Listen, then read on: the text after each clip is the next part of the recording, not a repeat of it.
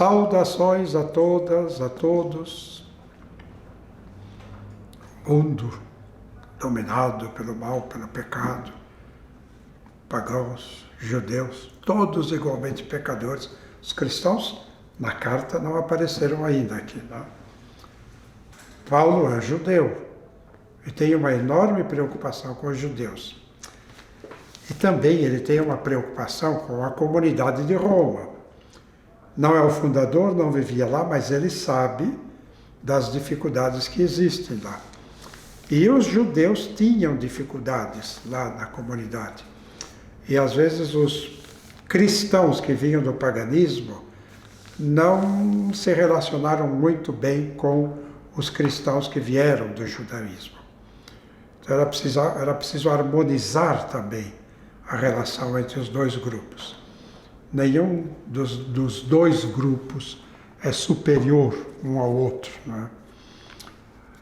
Então, começando o capítulo 3, Paulo faz a pergunta que vantagem há em ser judeu?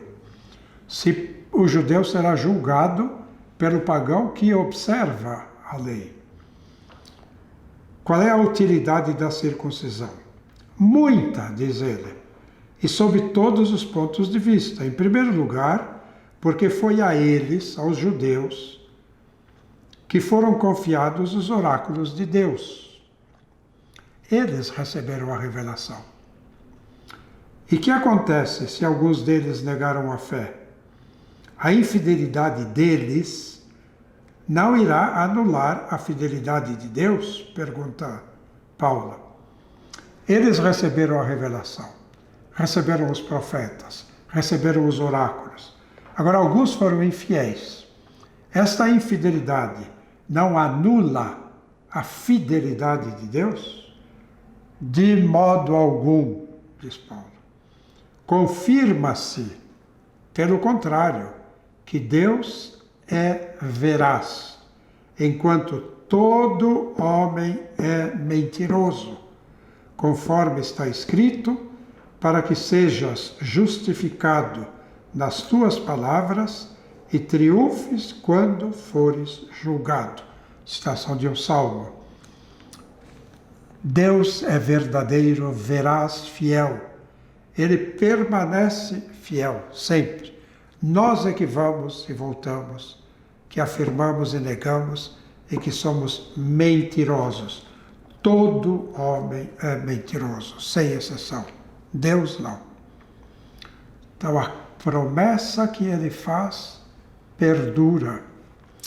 Por isso, de Deus não temos medo. Mas pela bondade dele procuramos agir de forma que agrade a Deus.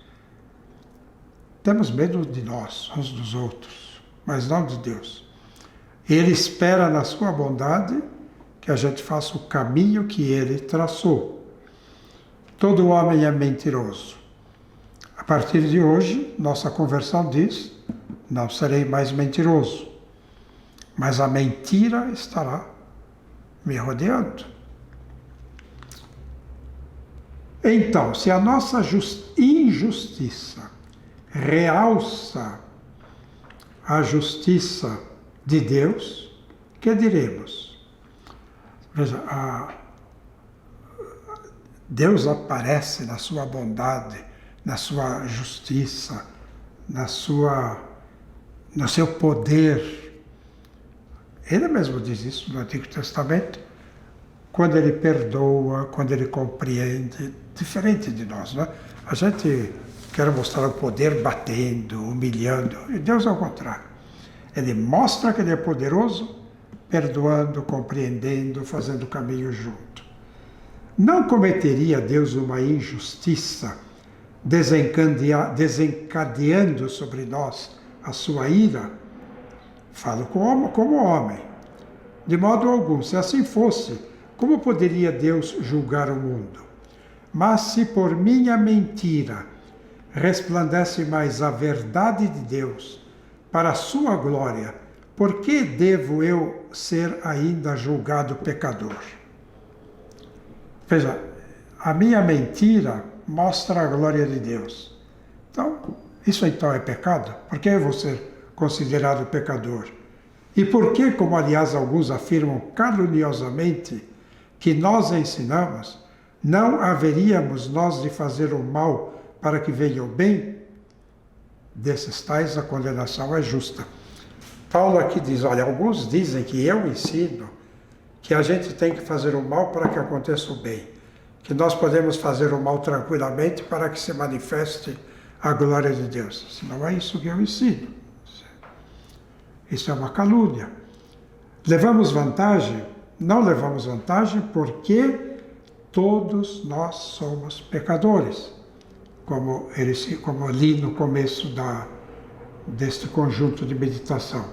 Ora, sabemos que tudo o que a lei diz é para os que estão sob a lei que o diz, a fim de que toda a boca se cale e o mundo inteiro se reconheça réu em face de Deus, porque diante dele ninguém será justificado pelas obras da lei, pois da lei vem só o conhecimento do pecado. Então, aqui é a conclusão dessa pergunta, qual é a vantagem? Então, há uma vantagem no conhecimento da lei, porque a lei é pedagoga, mas entendendo bem as coisas no seu lugar. O que faz a lei? A lei mostra o que está errado. A lei mostra o pecado, mas só. Ela dá o conhecimento. Ela não te dá a força para você ser capaz de praticar o bem. Por isso, no prólogo de São João, está escrito: Moisés nos deu a lei. Por Moisés nos veio a lei. Por Jesus Cristo, a graça e a verdade. E nós podemos ler isto de uma forma muito simples, dizendo: Moisés nos disse o que temos que fazer. E Jesus, sabendo que não faríamos, aí vem o que Paulo está dizendo, o nosso pecado, Jesus, sabendo que não faríamos, já veio com a graça e com a verdade. Veio com a fidelidade que é dele, ele permanece fiel, e veio com a graça para perdoar e ajudar a gente a caminhar.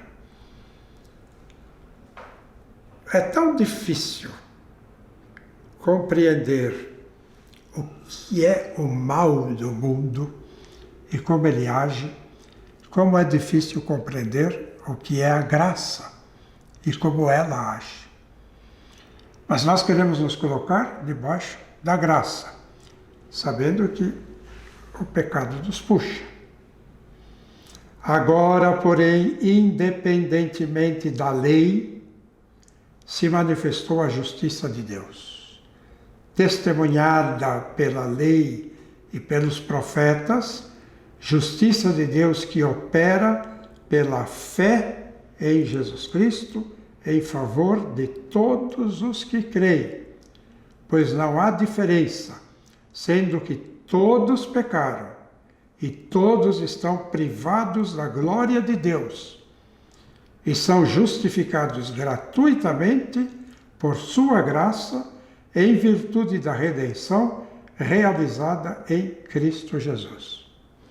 Todos pecaram, indistintamente, pagãos e não pagãos, judeus e pagãos. Agora veio a fé em Jesus Cristo. Todos privados da glória de Deus. Agora vem a graça e a justificação dada de graça, por isso se chama graça, por Jesus Cristo.